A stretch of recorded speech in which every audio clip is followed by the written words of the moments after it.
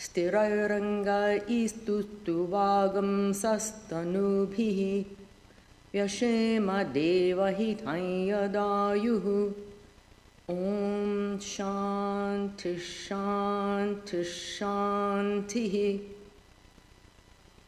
May we hear with our ears what is auspicious. May we see with our eyes what is auspicious. May we enjoy with strong limbs and body the life allotted to us. Om, peace, peace, peace.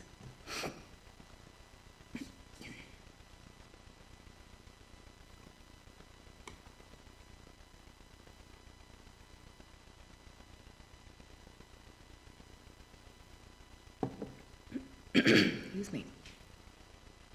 The subject this morning of our talk is Swami Vivekananda's reverence for Buddha.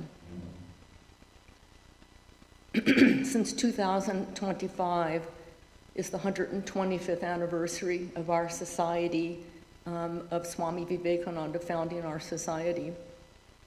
And tomorrow, Monday, May 12th, is the full moon lunar birthday of Lord Buddha. It seemed appropriate to consider Swami Vivekananda some of his thoughts about and devotion to Lord Buddha, and also some of the similarities of these two great spiritual masters. Swamiji gave a series of 5 lectures in March and April 1900 in San Francisco on the great teachers of the world, Christ, Buddha, Muhammad, Krishna, and Vedanta, as in is Vedanta the future religion. He spoke on Buddha's message for the world on March 18th. A popular book on Buddha is Edwin Arnold's poem, The Light of Asia. It was published in 1879, and it's an adaptation of the Lalita Vistara Sutra. Now, this was the first one of the first original successful attempts to introduce Westerners to Buddhism. Prior to this publication, very little was known in the West of Buddha or Buddhism. Just in brief, Siddhartha Gautama was a prince. He was born of royal heritage in about the 6th century BCE, about 500 years before Christ. He had a doting father who tried to shield him from the stark facts of human existence. But as Siddhartha moved about the town, he was confronted with sickness, old age, and death. And having witnessed firsthand the misery that permeates the world and humankind is subject to, he could no longer live the life of luxury that he had been living just for his own personal happiness and security. So he renounced his princess and his newborn son, and he wandered from teacher to teacher until finally he attained enlightenment, becoming the Buddha, the enlightened one. Now, Buddha's teachings center primarily on dharma, karma, and morality. Swami Vivekananda remarked that he was the first human being to give the world a complete system of morality. Buddha also stressed the need to understand the causes of suffering and the way to get rid of it. He emphasized cultivating certain virtues such as wisdom, kindness, generosity, patience, non-injury, and compassion for all. Having undergone intense austerities in his search for truth, he realized that fasting to extremes and sleeping very little, etc., were not the way. Physical privations were not the way. And he named his path the middle path. He realized that moderation in all activities was essential to attain enlightenment, not eating too much, nor eating too little, not sleeping too much, not sleeping too little, not exerting too much, not exerting too little. His instructions are contained in the popular Four Noble Truths and the Eightfold Path. Briefly, the Four Noble Truths recognize, one, the existence of suffering, its cause, its remedy, and its cessation. That's the basis of his Four Noble Truths. Number one, the truth of suffering. Human beings are subject to physical, emotional, existential distress, including dissatisfaction with life in general. That's the truth of suffering. The truth of the origin of suffering comes from craving, from grasping and holding, attachment to impermanent things, and spiritual ignorance of the truth. The third is the truth of the cessation of suffering. That comes from detachment and from other practices that Lord Buddha had given. The fourth is the path to the cessation of suffering, which involves understanding and following the Eightfold Path, which includes ethical and moral discipline and the means to achieve liberation from suffering. So in summary, the Four Noble Truths, knowing the truth of suffering, why do we suffer? What's the origin? What causes my suffering? How can I get rid of my suffering? What's the path to do that? And that takes us to the Eightfold Path.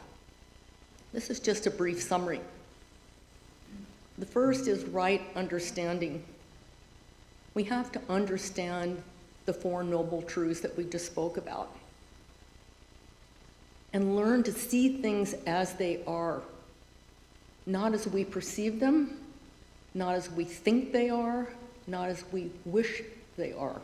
We have to be able to learn to see things as they are. The second is right thought, cultivating positive, wholesome thoughts. The third is right speech, speaking truthfully, kindly, and constructively. The fourth is right action, which of course is based on our thought and our speech. Acting ethically and compassionately, avoiding harm to ourselves and to others. You know, Buddha never told us why we live. He told us how to live. There is a way of life. There's a way to rise above our personal and other troubles. And there's a way to achieve ultimate happiness. The fifth is right livelihood. And that involves choosing a profession that does not harm oneself or anyone else in any way. Right effort. Always striving to acquire positive qualities, avoiding negative ones. Right mindfulness. This is number 7. Being present and aware of one's thoughts, feelings, and actions. And finally, right concentration. Developing focus through the practice of meditation. So just to summarize, the Eightfold Path is right understanding, right thought, right speech, right action, right livelihood, right effort, right mindfulness, and right concentration. Now, in addition to these instructions, another important aspect of his teachings is concerned with the non-existence of the individual self. Buddha, unlike Vedanta, felt that there was no soul, no underlying soul underlying the repeated cycle of birth and death. No unifying consciousness or substratum. Simply put, he explained it in this way. There is a stream of thought, One thought follows another in quick succession, rising and falling, coming and going, coming into existence and vanishing. There's nothing that underlies that. There's no soul underlying the thought or any background of the thought. And further, body and all matter are constantly changing, so also mind and consciousness. Therefore, he concluded everything is moving and changing, everything is perishable, including the self. So the self, as we think of ourselves as an entity, is a delusion. And all selfishness arises because we hold on to this illusory self as if it were permanent, as if we were going to last forever. Now, just to give a practical example of this, in the Vijnanavada school of Mahayana Buddhism, there is the idea of an alata. Alata is a firebrand, and a lata chakra is a circle of the firebrand in a circle. So the example given is if you whirl a firebrand like this quickly in circles, you get there's an illusion an illusion is given that you have a complete circle without any breaks. But when the movement ceases, that illusion vanishes. Similarly, they say, if you can understand that there is no permanent self, think of yourself as the alata, then you will be peaceful and happy, and you can make others also peaceful. Swami Vivekananda was devoted to this great soul Buddha from a young age. As he would say, Lord Buddha is my Ishta. He's my God. Not long after he met Sri Ramakrishna, one day he was blessed with a vision of Lord Buddha. He was sitting quietly after his meditation. Swami Saradananda, one of his monastic brothers, recounted, his name was Naren then, Naren's experience, a marvelous experience of Lord Buddha. Swamiji said, I saw the wonderful figure of a monk appear suddenly from where I do not know. And he stood before me at a little distance, filling the room with the divine effulgence. He was in ochre robes, and he had a kamandalu, a water pot, in his hand. His face bore a calm, serene, inward expression. I was amazed and felt much drawn to him. He walked slowly toward me with a slow step, his eyes steadfastly fixed on me as if he wanted to say something. But I was seized with fear and could not keep still. I rose from my seat, opened the door, and quickly left the room. Swamiji then questioned himself why he had this fear, why he left the room so quickly and didn't wait to hear what the monk was going to say to him. He felt ashamed of himself and disappointed in his behavior.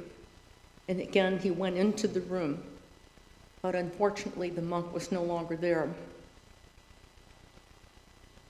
He continued, I have seen many monks, but never have I seen such an extraordinary expression on any other face. That face has been indelibly printed on my heart. Very often I think that I had the good fortune of seeing Lord Buddha that day. In San Francisco, he declared that he had been fond of Buddha his entire life for various reasons that we will see as we go along this morning. In the spring of 1885, the year before Sri Ramakrishna's passing, the chief topic of discussion and meditation among the future monks of the Ramakrishna order was the gospel and the life of Buddha. Swamiji was the chief exponent. He had saturated himself in Buddhistic knowledge and traditions. Buddha's superior intellect, the clear sanity of his views, his uncompromising demand for truth. his burning renunciation, compassionate heart, and sublime morality. All of these, and above all, the practical way in which Buddha struck a balance between metaphysics and human character. These characteristics combined had fired Swamiji with tremendous enthusiasm. He then, in turn, of course, instilled this enthusiasm into the other brothers. They all became determined, like Buddha, to realize truth, even at the sacrifice of life. Interestingly, one of the brothers inscribed on the wall of their meditation room Buddha's firm vow that he had taken right before he attained illumination. Let this body dry up on its seat. Let its flesh and bones dissolve. Without attaining enlightenment, this body will not get up from its seat. A year later, while at Kasipur Garden House, the last place that Sri Ramakrishna lived before his Mahasamadhi, Swamiji was eager to visit Buddha Gaya, the place of the Tathagata's illumination. His earnest wish was to meditate under the same Bodhi tree that Buddha had when he attained his enlightenment. So he, along with Tarak and Kali, who were later Swami Shivananda and Swami Abhedananda, they left secretly from Kasipur, at least they thought it was secret, but Sri Ramakrishna knew where they were going. They left Kasipur for Gaya by train, and having reached there, they had to walk for 7 miles. But they found the solitude and the wonderful holy associations of the place way beyond their expectations. One silent evening, when they sat for meditation under the Bodhi tree, after some time, Swamiji burst into tears and embraced Swami Shivananda. Startled, he asked Swamiji what was the reason for his outburst.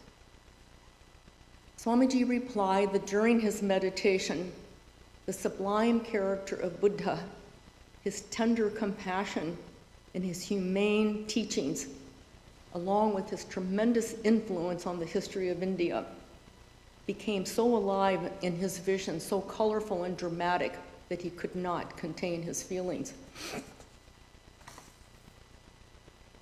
Sometime after returning from Gaya, he had an interesting conversation with Sri Ramakrishna and Mahendranath Gupta, popularly known as M, the recorder of the Gospel of Sri Ramakrishna. When Swamiji was questioned about the doctrines of Buddha, he replied that Buddha could not express in words what he had experienced internally, so he had been labeled as an atheist. But Sri Ramakrishna did not accept this, saying he was not an atheist. He simply could not express his inner experiences in words. And then he said to Swamiji, "Do you know what Buddha means? It is to become one with Bodha, pure consciousness. It is pure consciousness itself." Sri Ramakrishna reiterated his point that when one realizes one's real nature, one attains a state that is something between existence and non-existence. And of course, this cannot be explained through words. Sri Ramakrishna then asked Swamiji what Buddha taught. Swamiji replied that he did not discuss the existence or the non-existence of God. Some of you may remember in Buddha's life when someone asked him, is there a God? Does God exist? And Buddha replied, "Did I say there was a God?" "Oh, so there is no God?" Buddha replied, "Did I say there was no God?" He simply did not engage in such metaphysical speculations. Swamiji continued saying that Buddha showed compassion for others all of his life. And this was one of the main qualities that Swamiji admired and commented on so many times throughout his own life, in his conversations, in his lectures, in his meetings with others. Swamiji praised Buddha, saying that his great glory lay in his wonderful sympathy for everyone. In fact, there are extensive references to Buddha in all 9 volumes of the complete works of Swami Vivekananda. So deep was Swamiji's love for him, and so taken was he by Buddha's character, which in many ways were in tune with his own. Then Swamiji further emphasized to Sri Ramakrishna Buddha's great renunciation, that though he was born a prince, he had renounced everything. And having attained Buddhahood and experiencing nirvana, Buddha apparently visited his home once and pleaded with his family and others of the royal household to embrace the life of renunciation. Swamiji proclaimed that Buddha did not care for Shakti, divine power or energy, and only sought nirvana. Buddha's dispassion was without parallel. In Swamiji's opinion, his firm, unwavering resolve to reach enlightenment was unsurpassed. Oh, if only I had his strength, Swamiji would say. Much later, in 1897, Swamiji had an intense conversation with his Bengali disciple Sarachandra Chakravarti and Swami Ramakrishnananda on Buddha and monasticism. When the disciple put his foot in his mouth by saying that the Upanishads did not teach renunciation and sannyasa, Swamiji roared like a lion. What? You talk like a madman. Renunciation is the very soul of the Upanishads. My belief, he continued, however, is that it was since the time of Buddha that the monastic vow was preached more thoroughly all over India, along with renunciation and giving up of sense enjoyments, all of which were recognized as the highest aim of religious life. Hinduism has absorbed within itself this Buddhistic spirit of renunciation. Never was a great man of such renunciation born in this world as Buddha. Swamiji went on to explain that Buddha had to rely on his own will and practice because he could not find peace anywhere else. He credited Buddha for the origination of monasticism. Really speaking, he said, the institution of sannyasa originated with Buddha. It was he who breathed life into the dead bones of this institution. Well, that was too much for Swami Ramakrishnananda, and they got into a heated argument. Swamiji defended Buddha, praising him for the expansion of Hinduism. He exhorted the Swami, please read history, and you will find that Hinduism has become so great by absorbing the ideas of Buddha.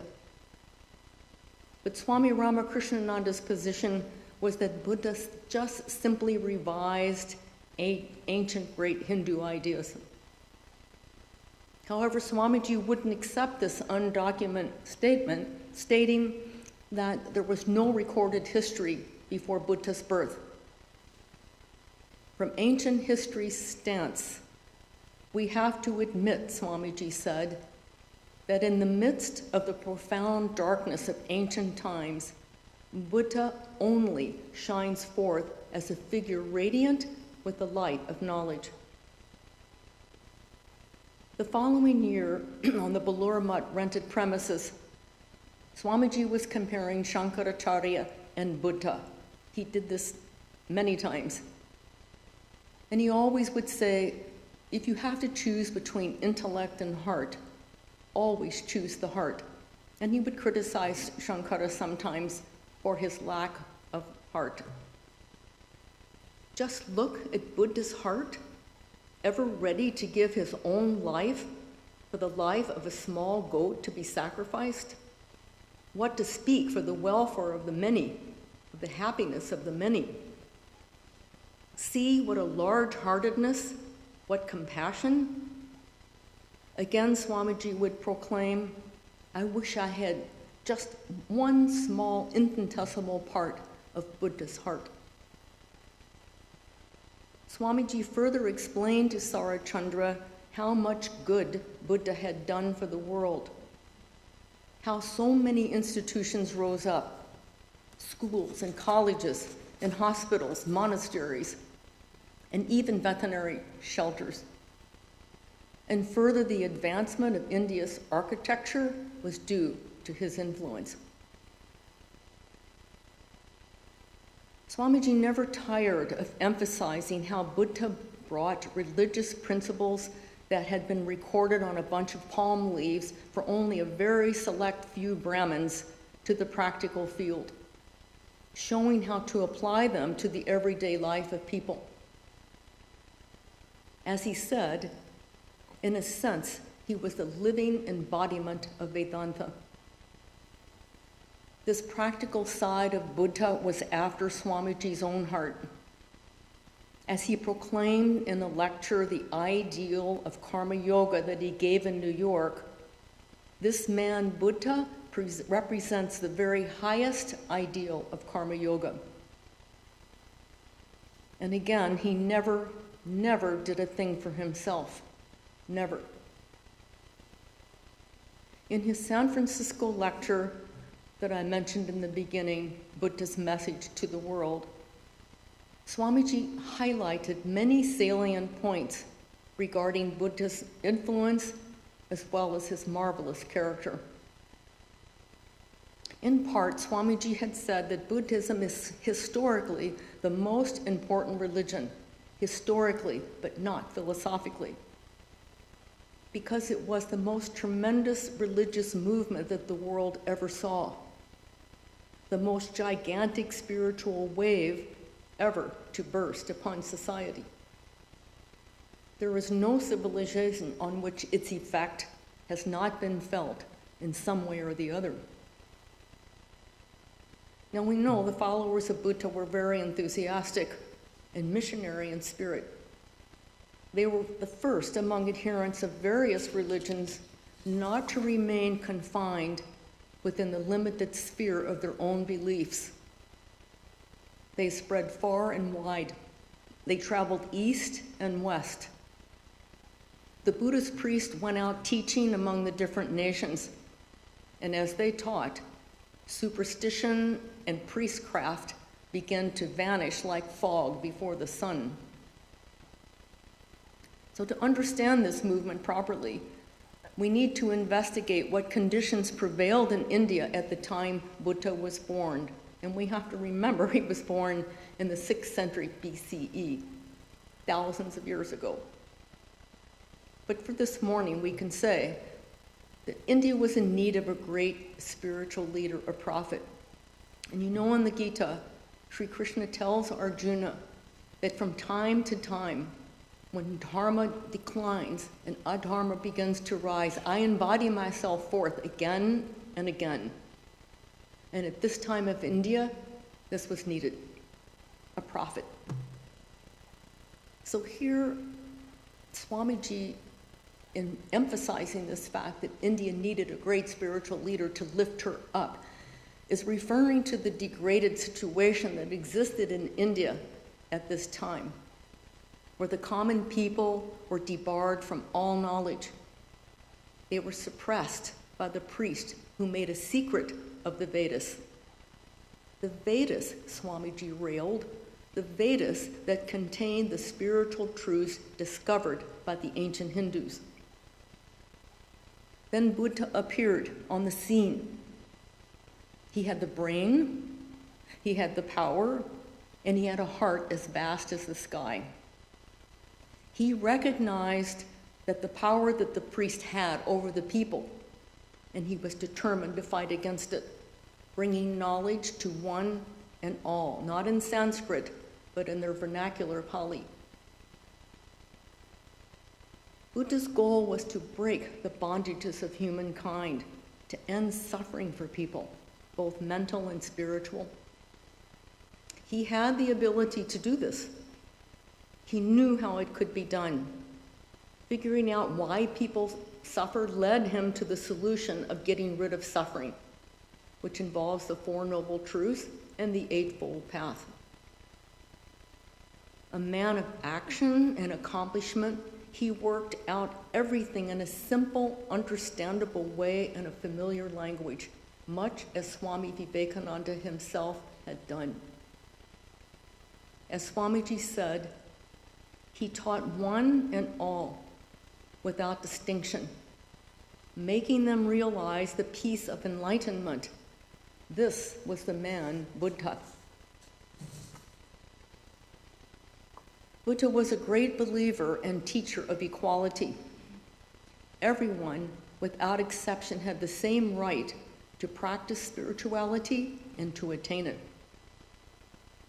The differences of the various classes of people, especially in India, he felt had to be abolished. No privilege, no special rights for anyone. Now, in his time, this was considered a bold pronouncement, especially in India, since the country then was riddled with prejudice and caste distinctions.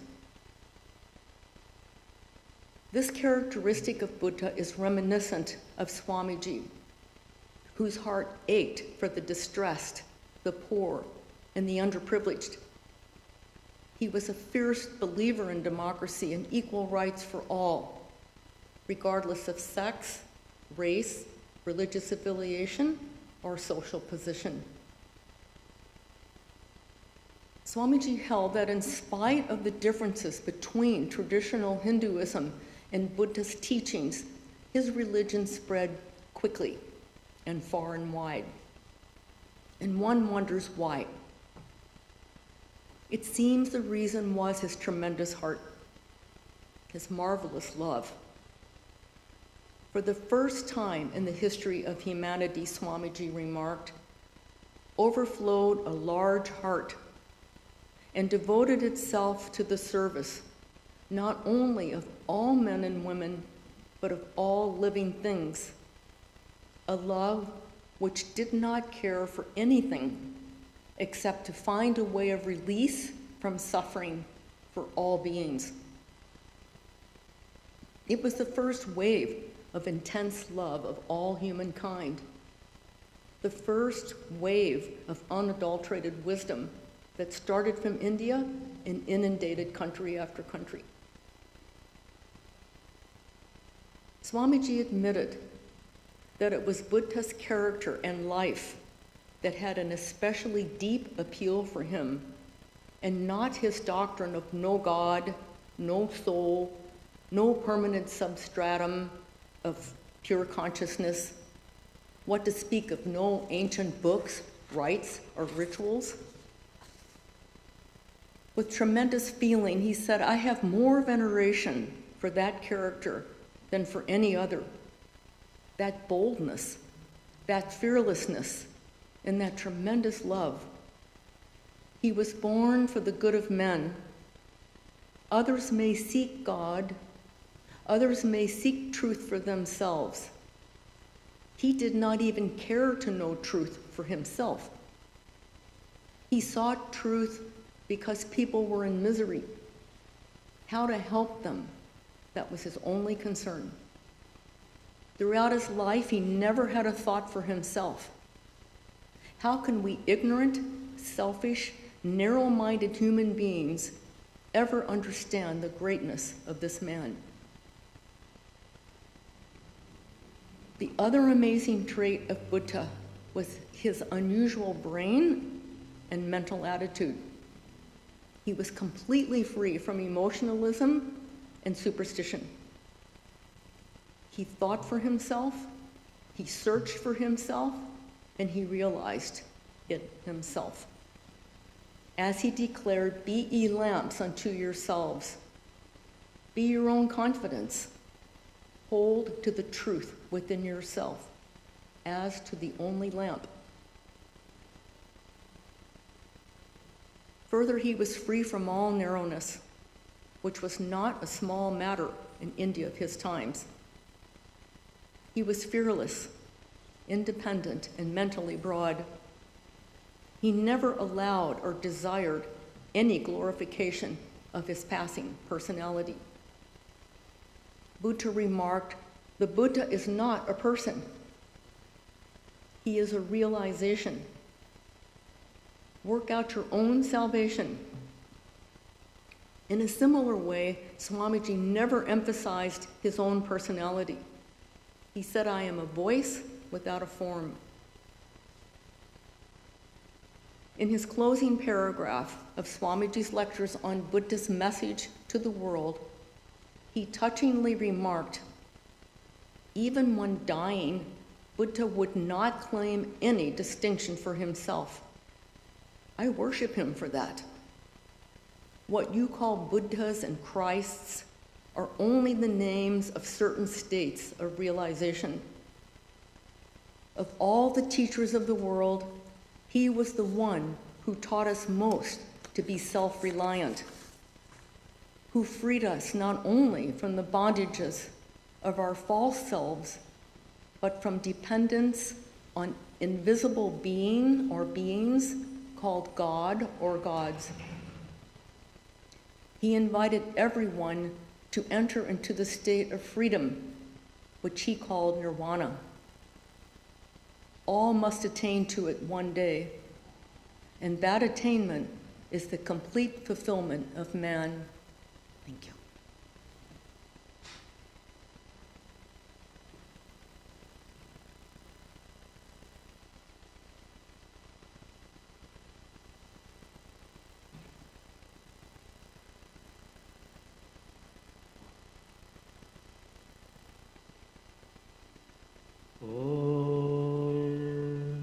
स्वस्ति प्रजाभ्यः परिपालयन्तां न्यायेन मार्गेण महिं महिषाः गोब्राह्मणेभ्यः शुभमस्तु नित्यं लोकाः समस्ताः सुखिनो भवन्तु काले वर्षतु पर्जन्यः पृथिवी सस्यशालिनी देशोऽयं क्षोभरहितः ब्राह्मणाः सन्तु निर्भयाः ॐ सर्वे भवन्तु सुखिनः सर्वे सन्तु निरामयाः सर्वे भद्राणि पश्यन्तु मा कश्चित् दुःखभाग् भवेत् ॐ शन्नो मित्रः शं वरुणः शन्नो भवत्वर्यमा शन्न इन्द्रो बृहस्पतिः शन्नो विष्णुरुक्रमः नमो ब्रह्मणे नमस्ते वायो त्वमेव प्रत्यक्षं ब्रह्मासि त्वमेव प्रत्यक्षं ब्रह्म वदिष्यामि ऋतं वदिष्यामि सत्यं वदिष्यामि तन्मामवतु तद्वक्तारमवतु अवतु माम् अवतु वक्तारम् ॐ शान्ति शान्ति शान्तिः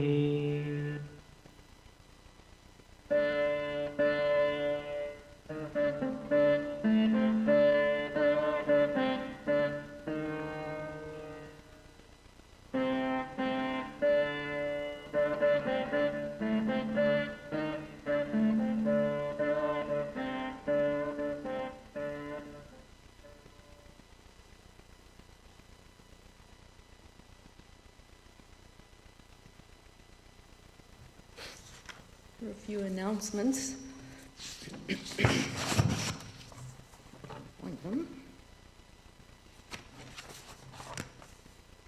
The subject for next Sunday is Swami Vivekananda in Samuel Taylor Park. This talk was to be given by Swami Vedanta, He's a little under the weather, so the talk will be given by Pravrajika Virajaprana. Childcare is provided during our Sunday lectures. On Sunday evenings, Swami Tattvamayananda holds an online class at 6 p.m. on the foundational text of Indian philosophy. The Zoom and YouTube links are available on our website homepage, as well as in the monthly email bulletin. On Wednesday evenings, we have Vespers with meditation at 7:30 p.m. in the auditorium. On Friday evenings, Swami Tattvamayananda holds a scripture class at the Old Temple at 7:30. Please use the auditorium entrance on Filbert Street. Shankaracharya's Vivekananda is the current text for study. The class is also streamed. This year, beginning last month in April, we have been celebrating our 125th anniversary. The next special program will be our Memorial Day program at Onima. Invitations are available in the foyer and lobby if you're interested in attending. You and your friends are cordially invited to attend all our services. After the lecture, there will be a question and answer session in Vivekananda Hall, and all are welcome.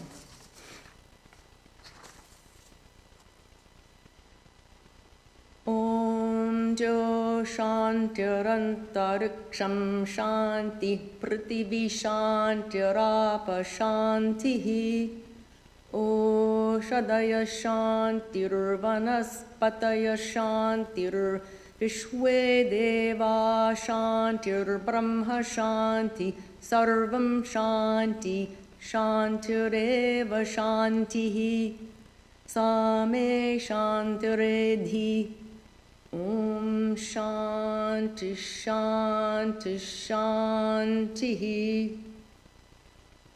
Peace is in heaven.